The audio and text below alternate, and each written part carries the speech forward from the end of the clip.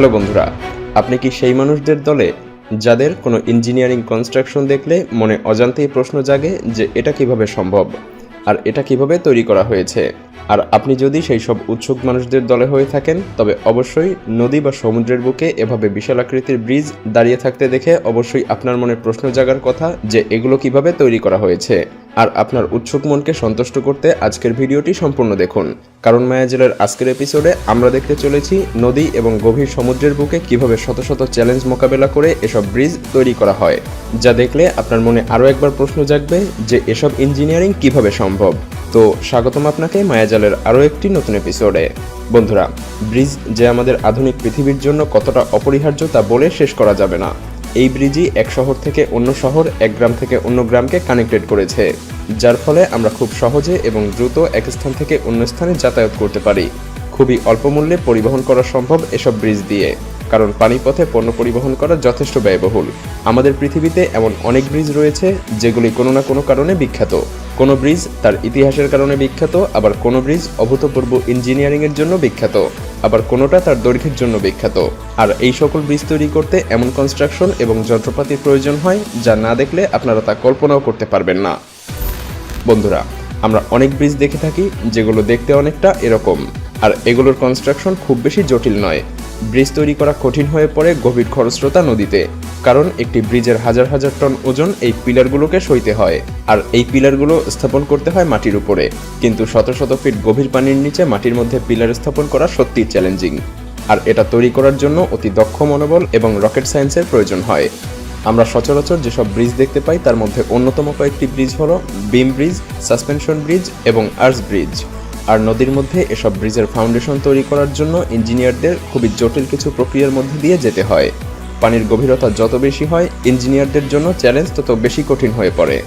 খরস্রোতা নদীতে ব্রিজের জন্য ফাউন্ডেশন স্থাপন করতে ইঞ্জিনিয়ারদেরকে প্রথমে একটি স্ট্রাকচার তৈরি করতে হয়, আর এই স্ট্রাকচার তৈরি করার জন্য ইঞ্জিনিয়ারদেরকে কিছু মাপঝোপ করতে হয়, আর তা হলো নদীতে পানির ম্যাক্সিমাম এবং মিনিমাম গভীরতা, নদীতে পানির গতি, নদীর তলদেশের মাটির প্রকৃতি, ব্রিজের ওজন কেমন হবে এবং কেমন ওজনের যানবাহন ব্রিজের ওপর দিয়ে চলাচল করতে পারবে, এগুলো ইঞ্জিনিয়ারদেরকে খুবই সূক্ষ্মভাবে হিসাব নিকাশ করতে হয়। আর এরপর ইঞ্জিনিয়ারদেরকে কফার ড্যাম নামক এই জিনিসটি তৈরি করতে হয়। পিলার স্থাপনের জন্য কফার ড্যামের আকৃতি কখনো কখনো বৃত্তাকার হয়ে থাকে, আবার কখনো কখনো চতুর্ভুজাকৃতিও হয়ে থাকে। এখন আপনাদের মনে প্রশ্ন আসতে পারে যে কফার ড্যাম কিভাবে তৈরি করা হয়। এটি তৈরি করার জন্য প্রথমে লম্বা স্টিলের একটি স্ট্রাকচারে ফিট করতে হয়। আগেই বলেছি এটা বৃত্তাকারও হতে পারে, আবার চতুর্ভুজাকৃতিরও হতে পারে। এরপর এটিকে পানির উপরে নিয়ে আসা হয় এবং ভারী যন্ত্রপাতি দিয়ে ধীরে ধীরে এটিকে পানির মধ্যে স্থাপন করতে হয়, আর তারপর এটি ঠিকঠাকভাবে পানিরোধক হয়ে পড়ে। এরপর পাম্পের সাহায্যে এটির মধ্যে থেকে সমস্ত পানি বের করে নিয়ে আসা হয়, আর তারপরই এই স্ট্রাকচারের মাঝখানে এমন পানিবিহীন শুষ্ক জায়গা তৈরি হয় এবং এরপরই এখানে পিলার স্থাপনের কার্যক্রম শুরু করা হয়। তবে এই পদ্ধতিতে সব ধরনের ব্রিজের পিলার স্থাপনের জন্য প্রাথমিক কার্যক্রম শুরু করা সম্ভব হয় না। যেমন সমুদ্রে এই স্ট্রাকচার দিয়ে পিলার স্থাপন কোনোভাবেই সম্ভব নয়।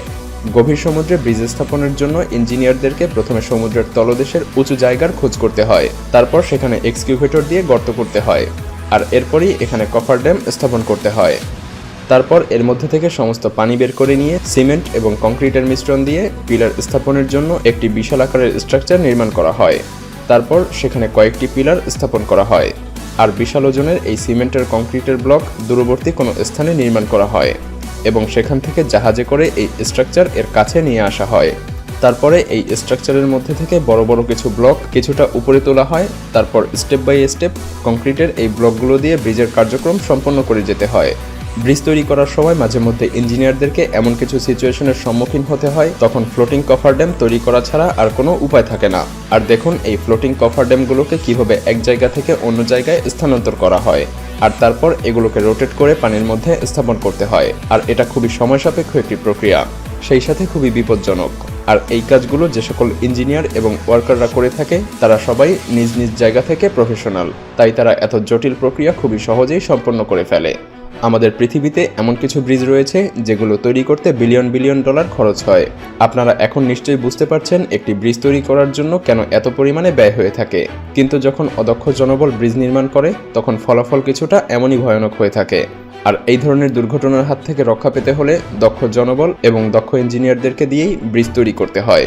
ভিডিওটি ভালো লাগলে লাইক করতে পারেন এবং আপনি যদি এমনই রহস্য, রোমাঞ্চ, আনকমন আর ইন্টারেস্টিং ভিডিও দেখতে পছন্দ করে থাকেন তবে মায়াজাল চ্যানেলটিকে এখনই সাবস্ক্রাইব করুন এবং পাশে রাখা বেল আইকনটি প্রেস করুন। তো দেখা হচ্ছে আগামী এপিসোডে, ততক্ষণ পর্যন্ত ভালো থাকবেন। ধন্যবাদ।